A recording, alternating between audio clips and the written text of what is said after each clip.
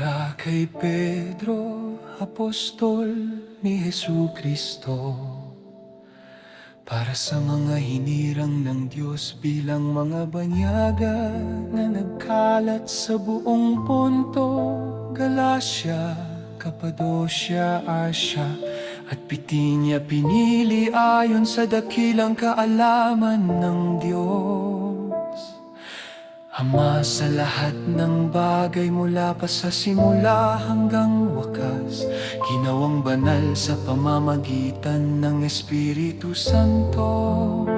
Sa pagkamasunurin at sa pagwisik ng banal na dugo ng Panginoong Jesucristo, ang biyaya ng Diyos ay sumasa inyo at ang kapayapaan ay sumasagana. Purihin ng mapagpalang Diyos at Ama ng ating Panginoong Jesucristo, dahil sa Kanyang labis na awa at habag tayo'y ipinanganak na muli sa isang buhay na pag-asa, sa pamamagitan ng muling pagkabuhay ni Jesucristo mula sa mga patay.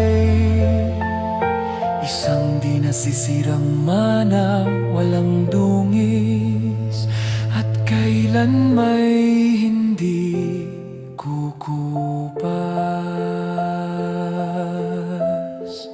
Ang inihanda sa langit para sa inyo ng mga iniingatan ng Diyos sa pamamagitan ng Kanyang kapangyarihan, dahil sa inyong pananampalataya tungo sa kaligtasang nakahandang mahayag sa huling panahon.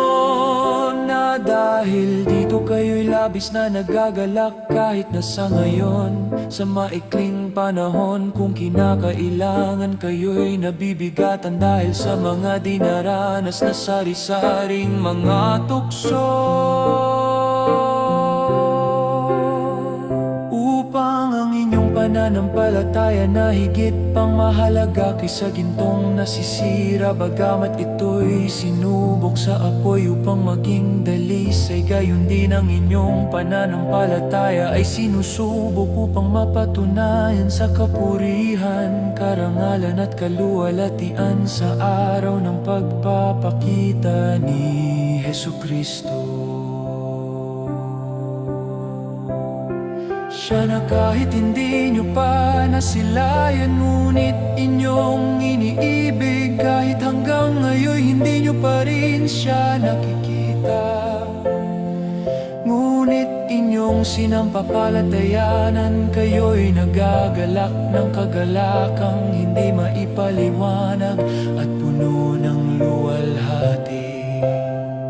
Dahil tinatanggap ninyo ang bunga ng inyong pananampalataya, ang kaligtasan ng inyong kaluluwa. Ito ang kaligtasan na masusing siniyasat at sinuri ng mga propetang nagpahayag ng mga propesya tungkol sa biyayang ito na darating sa inyo. Kanilang sinuri kung ano, paano, kailan, sa anong panahon. Ang Espiritu ni Kristo na nasa kanila ay nagpapahiwatig ng ito noon ay unang nagpatotoo tungkol sa paghihirap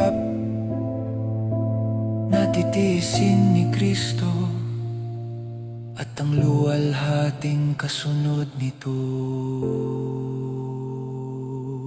Ipinahayag sa kanila na hindi para sa kanila, kundi para sa atin. Sila ay naglingkod sa mga bagay na ito, na ngayon ay ibinalita sa inyo ng mga nangangaral ng Ebanghelyo sa patnubay ng banal na Espiritu na pinadala mula sa langit, mga bagay na ninais ng mga anghel na maunawaan. Kaya dapat ninyong ihanda at higpitan ang bigkis ng inyong mga isipan, maging malinaw sa pag-iisip at lubos na umasa sa pagpapalang biyaya na darating sa inyo. Sa araw ng paghahayag ni Jesucristo.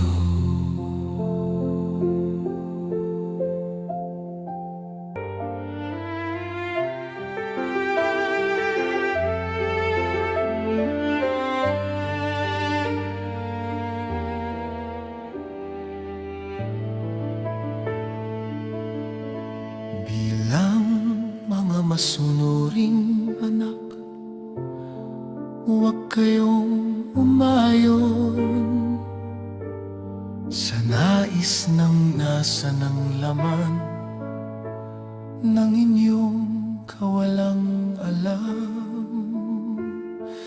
Dahil ang Diyos na tumawag sa inyo ay banal, kaya kayo din ay dapat magpakabanal sa lahat ng inyong pamumuhay at panalita, sapagkat nasusulat, magpakabanal kayo dahil ako'y banal. At kung kayo'y tumawag sa Ama na humahatol sa bawat tao nang walang kinikilingan ayon sa kanilang mga gawa, sulitin ninyo ang panahon ng inyong paglalakbay sa mundong ito nang may takot sa Kanya. Yamang alam ninyo na kayo'y tinubos, hindi sa pamamagitan ng mga bagay na nasisira tulad ng pilak at ginto mula sa inyong walang kabuluhang pamumuhay na inyong namana mula sa inyong mga ninuno, kundi sa pamamagitan ng walang katumbas na halaga na dugo ni Kristo. Tulad ng isang tupang walang bahid, dungis at walang batik ng kapintasan na itinalaga ng Diyos bago pa man itinayo ang pundasyon ng daigdig. Ngunit ipinahayag nitong huling mga araw alang-alang sa inyo na sa pamamagitan niya ay sumasampalataya kayo sa Diyos na bumuhay sa Kanya mula sa mga patay at nagbigay sa Kanya ng luwalhati upang ang inyong pananampalataya at pag-asa ay tanging sa Diyos lamang. Yamang nilinis ninyo ang inyong mga kaluluwa sa pagsunod sa katotohanan sa pamamagitan ng Espiritu sa tunay na pagmamahal sa kapatiran. Tiyakin nga ninyo na magmahala ng bawat isa sa inyo ng maaalab mula sa puso, bilang mga isinilang na muli, hindi sa pamamagitan ng nasisirang binhi, kundi ng hindi nasisirang binhi, ang buhay na salita ng Diyos na mananatili magpakailanman. Sapagkat ang lahat ng tao'y tulad ng damo, at ang lahat ng kaluwalhatian ng tao ay gaya ng bulaklak ng damo ay nalalanta at ang bulaklak ay nalalagas. Ngunit ang salita ng Panginoon ay nananatili magpakailanman. At ito ang salita ng Ebanghelyo na ipinangaral sa inyo.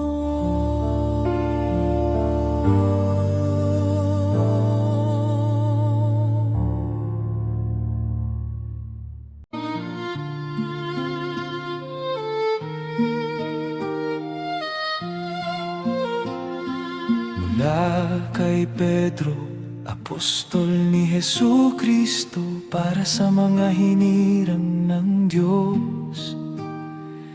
Bilang mga banyaga na nagkalat sa buong Ponto, Galacia, Cappadocia, Asia at Bitinia, pinili ayon sa dakilang kaalaman ng Diyos Ama. Sa lahat ng bagay, mula pa sa simula hanggang wakas, ginawang banal sa pamamagitan ng Espiritu Santo, sa pagkamasunurin at sa pag-uisik ng banal na dugo ng Panginoong Hesukristo. Ang biyaya ng Diyos ay sumasa inyo at ang kapayapaan ay sumasagana.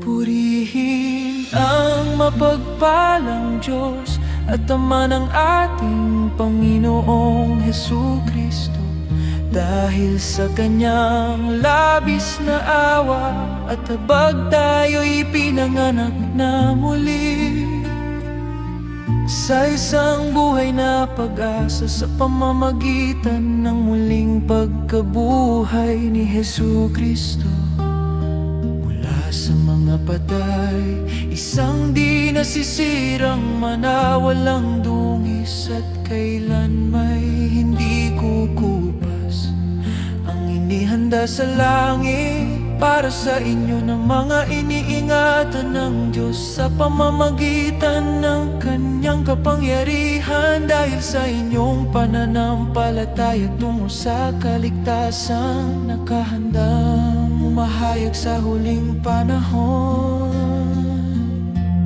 Na dahil dito kayo'y labis na nagagalak, kahit na sa ngayon sa maikling panahon.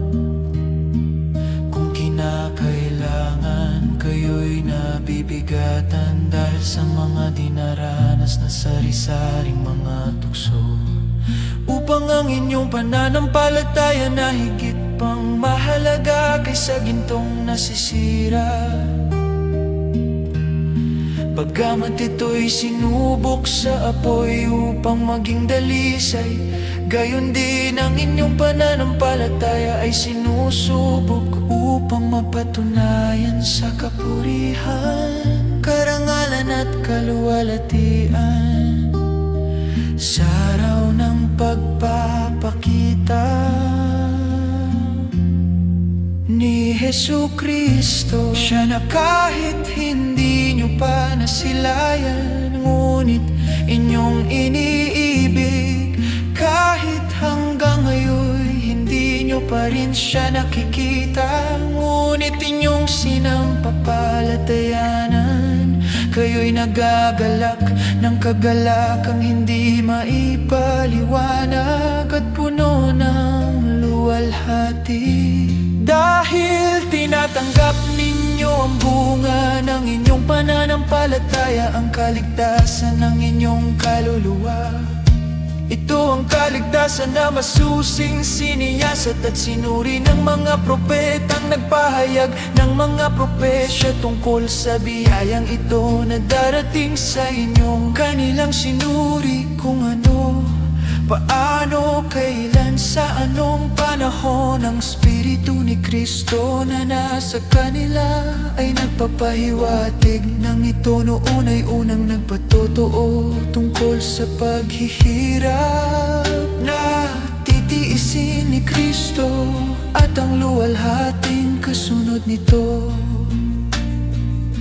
Ipinahayag sa kanila na hindi para sa kanila, kundi para sa atin sila ay naglingkod sa mga bagay na ito, na ngayon ay ibinalita sa inyo ng mga nangaral ng Ebanghelyo sa patnubay ng banal na Espiritu na pinadala mula sa langit, mga bagay na ninais ng mga anghel na maunawaan.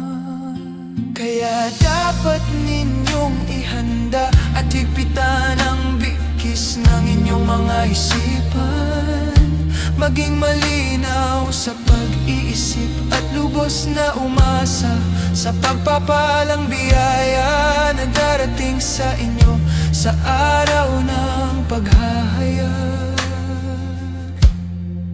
ni Jesucristo. Bilang mga masunuring anak, huwag kayong umayon sa nais ng nasa ng laman ng inyong kawalang alam.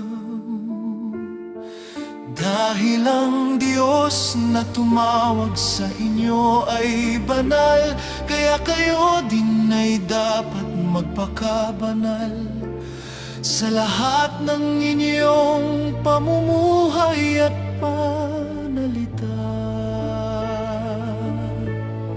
sapagkat nasusulat, magpakabanal kayo dahil ako'y banal.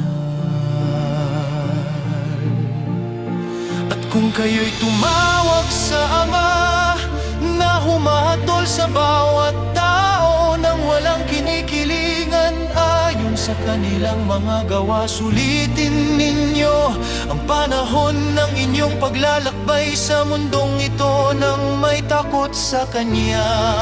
Yamang alam ninyo na kayo'y tinubos, hindi sa pamamagitan ng mga bagay na nasisira tulad ng pilak at ginto mula sa inyong walang kabuluhang pamumuhay na inyong namana mula sa inyong mga ninuno, kundi sa pamamagitan ng walang katumbas na halaga na dugo ni Kristo. Tulad ng isang tupang walang bahid, dungis at walang batik ng kapintasan na itinalaga ng Diyos bago pa man itinayo ang pundasyon ng daigdig. Ngunit ipinahayag nitong huling mga araw alang-alang sa inyo na sa pamamagitan niya ay sumasampalataya kayo sa Diyos na bumuhay sa Kanya mula sa mga patay at nagbigay sa Kanya ng luwalhati upang ang inyong pananampalataya at pag-asa ay tanging sa Diyos lamang. Yamang nilinis ninyo ang inyong mga kaluluwa sa pagsunod sa katotohanan sa pamamagitan ng Espiritu sa tunay na pagmamahal sa kapatiran. Tiyakin nga ninyo na magmahala ng bawat isa sa inyo ng maaalab mula sa puso, bilang mga isinilang na muli, hindi sa pamamagitan ng nasisirang binhi, kundi ng hindi nasisirang binhi, ang buhay na salita ng Diyos na mananatili magpakailanman. Sapagkat ang lahat ng tao'y tulad ng damo, at ang lahat ng kaluwalhatian ng tao ay gaya ng bulaklak ng damo ay nalalanta at ang bulaklak ay nalalagas. Ngunit ang salita ng Panginoon ay nananatili magpakailanman. At ito ang salita ng Ebanghelyo na ipinangaral sa inyo.